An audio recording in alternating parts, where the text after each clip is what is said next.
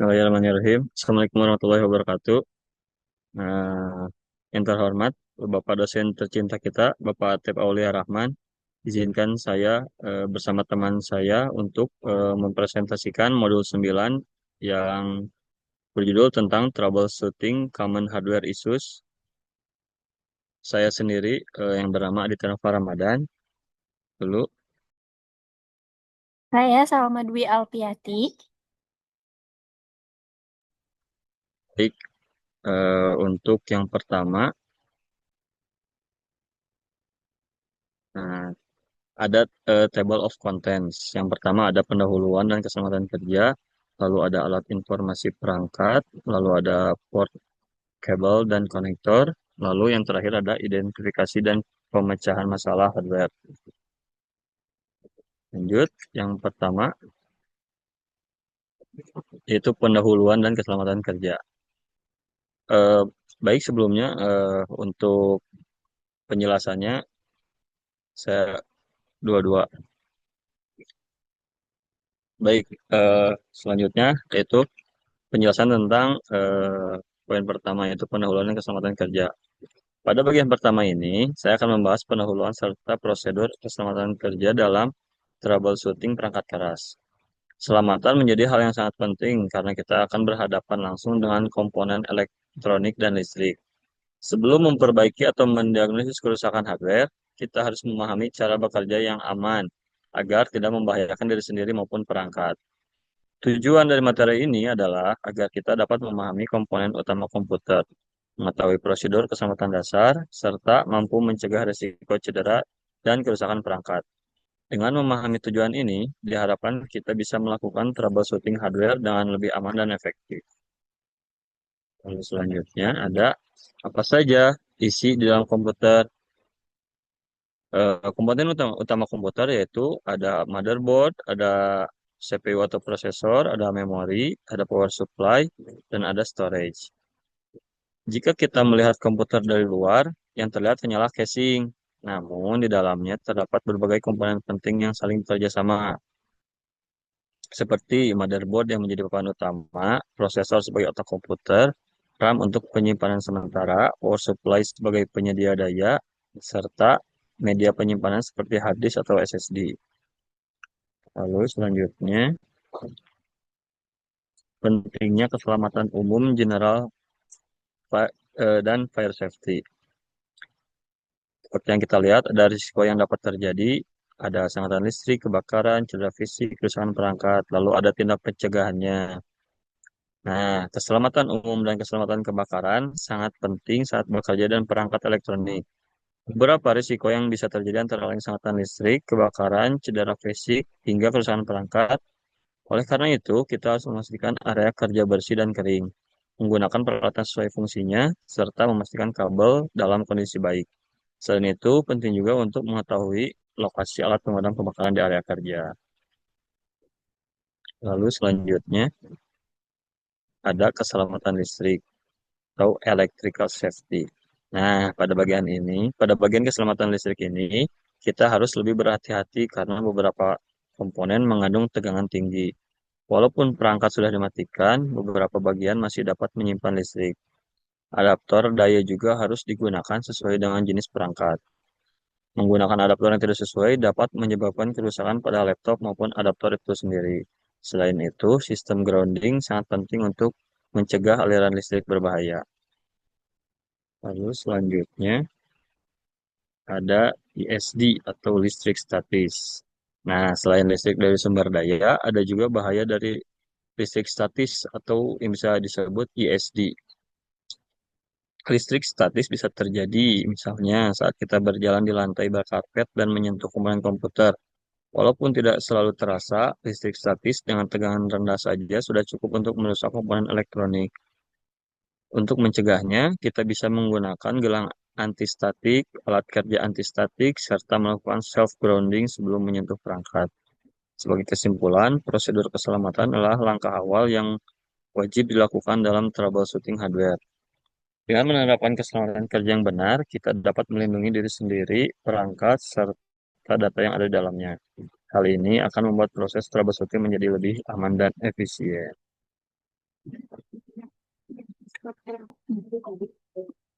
Nah, untuk pembahasan yang kedua, di sini ada alat informasi perangkat atau di slide selanjutnya ada device information tools. Oke, lanjut. Untuk mengumpulkan informasi perangkat, eh, di slide ini kita akan membahas langkah paling awal dalam proses troubleshooting hardware, yaitu mengumpulkan informasi perangkat. Sebelum melakukan perbaikan atau mencari solusi, kita perlu mengetahui kondisi dasar dari perangkat yang digunakan oleh pengguna. Tanpa informasi yang jelas, troubleshooting akan memakan waktu lebih lama dan beresiko salah diagnosa. Informasi perangkat mencakup identitas komputer, spesifikasi hardware, serta konfigurasi jaringan.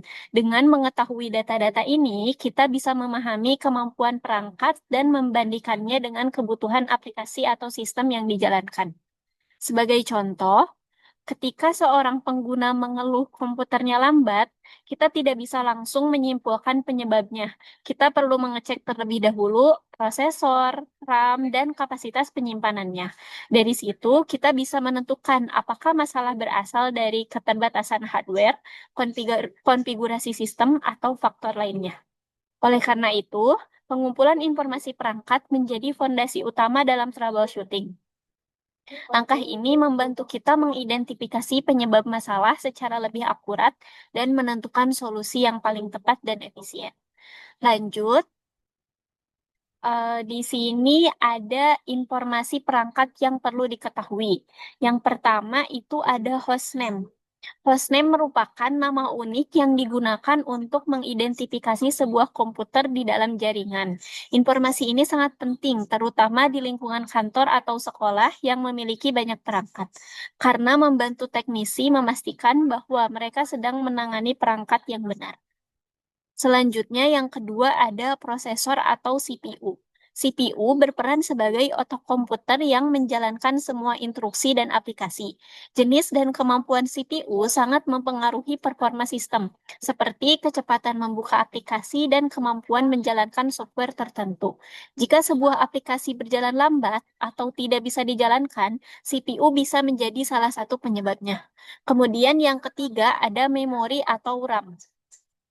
RAM berfungsi sebagai penyimpanan sementara yang digunakan saat komputer menjalankan aplikasi. Jumlah RAM sangat mempengaruhi kemampuan multitasking. Jika RAM terlalu kecil, komputer dapat menjadi lambat atau bahkan mengalami freeze ketika menjalankan beberapa aplikasi secara bersamaan. Berikutnya yang keempat ada disk space atau ruang penyimpanan sistem. Disk space digunakan untuk menyimpan sistem informasi, aplikasi, dan data pengguna. Jika ruang penyimpanan hampir penuh, komputer bisa mengalami masalah seperti gagal update, tidak bisa menginstal aplikasi, atau performa sistem yang menurun. Yang kelima, yaitu ada operating system version. Nah, versi sistem operasi menentukan kompatibilitas aplikasi dan tingkat keamanan sistem. Jika pengguna menggunakan versi sistem operasi yang sudah lama, beberapa aplikasi mungkin tidak bisa diinstal atau dijalankan dengan baik. Yang keenam, terakhir, ada IP address dan MAC address. Kedua informasi ini berfungsi sebagai identitas perangkat di dalam jaringan. IP address digunakan untuk komunikasi jaringan, sedangkan MAC address merupakan identitas unik dari kartu jaringan. Informasi ini sangat penting saat melakukan troubleshooting masalah eh, seperti koneksi internet atau jaringan. Dengan mengetahui seluruh informasi perangkat ini, teknisi dapat menganalisis masalah dengan lebih cepat, tepat, dan terarah. Lanjut. Nah, di sini ada tools yang ada di Windows. Yang pertama itu ada Task Manager. Task Manager digunakan untuk melihat penggunaan CPU, RAM, dan disk secara real-time. Selain itu, kita juga bisa melihat informasi jaringan. Tools ini biasanya digunakan untuk mengecek apakah komputer mengalami overload atau aplikasi tertentu menggunakan resource terlalu besar. Selanjutnya adalah Event Viewer. Event Viewer menyimpan catatan kejadian yang terjadi pada sistem. Jika komputer tiba-tiba restart, crash, atau muncul error, biasanya penyebabnya bisa ditemukan di Event Viewer. Tools ini sangat berguna untuk menganalisis masalah yang tidak terjadi secara langsung. Yang terakhir ada ipconfig.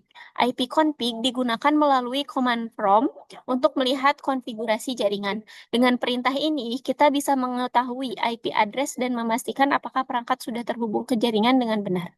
Dengan memanfaatkan tools ini, teknisi dapat mengumpulkan informasi penting dan melakukan troubleshooting Windows dengan lebih efektif. Nah, di slide selanjutnya, itu ada tools di macOS. Selain Windows, macOS juga menyediakan beberapa tools bawaan yang dapat digunakan untuk mengumpulkan informasi perangkat. Tools ini membantu teknisi memahami spesifikasi perangkat dan menganalisis masalah yang terjadi pada sistem Mac. Yang pertama adalah About This Mac. Tools ini memberikan ringkasan informasi perangkat seperti jenis prosesor, jumlah RAM, dan versi macOS yang digunakan.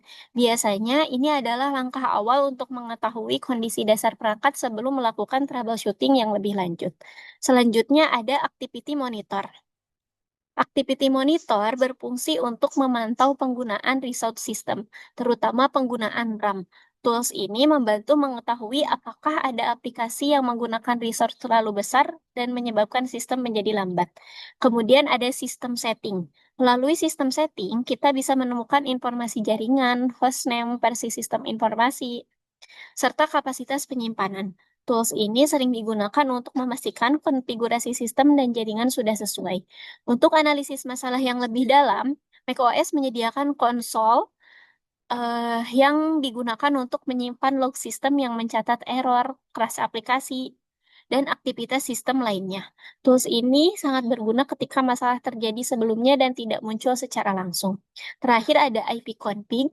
Perintah ini digunakan melalui terminal untuk melihat detail konfigurasi jaringan seperti IP address dan MAC address. Ipconfig biasanya digunakan saat melakukan troubleshooting masalah koneksi jaringan. Dengan memanfaatkan tools bawaan macOS ini, teknisi dapat mengumpulkan informasi perangkat secara lengkap dan melakukan troubleshooting dengan lebih efektif. Selanjutnya, di materi ketiga ada port, kabel, dan konektor yang akan dijelaskan oleh teman saya, Adit. Baik, di materi yang ketiga ini ada port, kabel, dan konektor. Kita akan membahas tentang port and cables, yaitu port dan kabel yang digunakan untuk menghubungkan komputer dengan perangkat eksternal.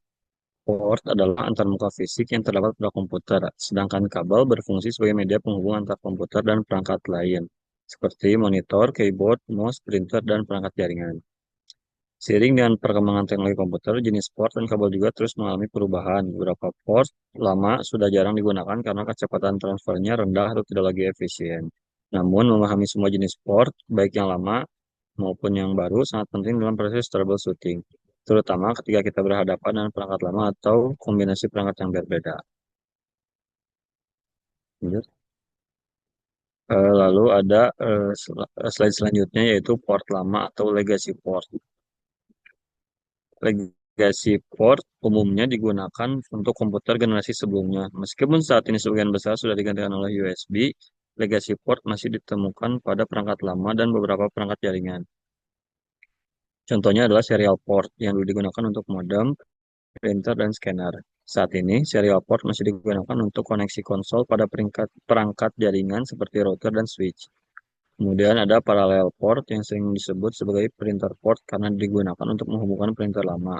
Port ini mengirim data secara paralel, tetapi ukurannya besar dan kecepatannya terbatas. Ada juga game port yang digunakan untuk joystick serta pula untuk PS2 biasanya dengan ungu. Selain itu yang di folder. Lalu di selanjutnya konektor video. Nah, port video digunakan untuk menghubungkan komputer dan monitor atau layar. Komputer menghasilkan sinyal digital yang kemudian dikirim melalui kartu grafis ke monitor. VGA adalah port video analog yang merupakan teknologi lama dan kini mulai ditinggalkan. DVI dikembangkan untuk menunggu sinyal digital dan memiliki beberapa jenis seperti DVI-A, DVI-D, DVI merupakan port digital yang mendukung video dan audio sekaligus. sehingga banyak digunakan pada monitor dan televisi modern. HDMI juga mendukung resolusi tinggi dan refresh rate yang lebih baik. DisplayPort adalah teknologi yang lebih baru dan dirancang untuk menggantikan VGA dan DVI. Port ini mampu menghubungkan beberapa monitor sekaligus dan mendukung bandwidth yang sangat tinggi. Terakhir, melalui USB-C menggabungkan fungsi USB, DisplayPort, dan pengiriman daya dalam satu kabel. Lalu di slide selanjutnya ada kabel dan konektor USB. USB merupakan standar koneksi universal yang paling sering digunakan saat ini. USB tidak hanya digunakan untuk mentransfer data, tetapi juga untuk mengalirkan daya ke perangkat. USB terus berkembang dari USB 1.0 hingga USB-C dengan kecepatan transfer yang jauh lebih tinggi. USB tipe A adalah konektor yang paling umum. USB tipe B biasanya digunakan pada printer dan micro USB banyak digunakan pada perangkat. Di Type-C adalah konektor yang bersifat reversible dan dapat digunakan untuk data, video, dan pengisian daya sekaligus. Lalu, di slide selanjutnya, daya digunakan untuk menyuplai listrik ke perangkat. Setiap perangkat memiliki kebutuhan daya yang berbeda, sehingga penggunaan kabel yang sesuai sangat penting. Desktop umumnya menggunakan kabel C13 atau C19, sedangkan laptop menggunakan barrel konektor atau USB-C. Perangkat Apple memiliki jenis konektor khusus seperti MagSafe dan Lightning. Menggunakan kabel daya yang tidak sesuai dapat menyebabkan kerusakan perangkat atau bahkan risiko keselamatan. Lalu di slide selanjutnya ada adaptor dan konverter. Dalam praktik sehari-hari, seringkali kita menemukan perangkat dengan jenis port yang tidak sama. Dalam kondisi ini, kita membutuhkan adapter atau konverter. Adapter digunakan untuk menyambungkan dua jenis port yang berbeda tanpa mengubah sinyal. Sedangkan konverter mengubah bentuk dan sinyal sekaligus. Contohnya adalah HDMI ke VGA, konverter yang digunakan untuk menghubungkan perangkat modern ke monitor lama. Pemahaman tentang adapter dan konverter sangat membantu dalam troubleshooting koneksi perangkat. Lalu di materi terakhir akan dilanjutkan oleh teman saya. Selanjutnya, saya akan menjelaskan terkait identifikasi dan pemecahan masalah hardware. Nah, yang pertama ini ada hardware issue atau masalah hardware yang sering terjadi pada komputer. Pada bagian terakhir ini, kita akan membahas hardware issue, yaitu masalah perangkat keras yang umum terjadi pada komputer. Masalah hardware bisa berupa komputer tidak menyala, mati tiba-tiba, perangkat tidak terdeteksi, atau aplikasi tidak bisa dijalankan.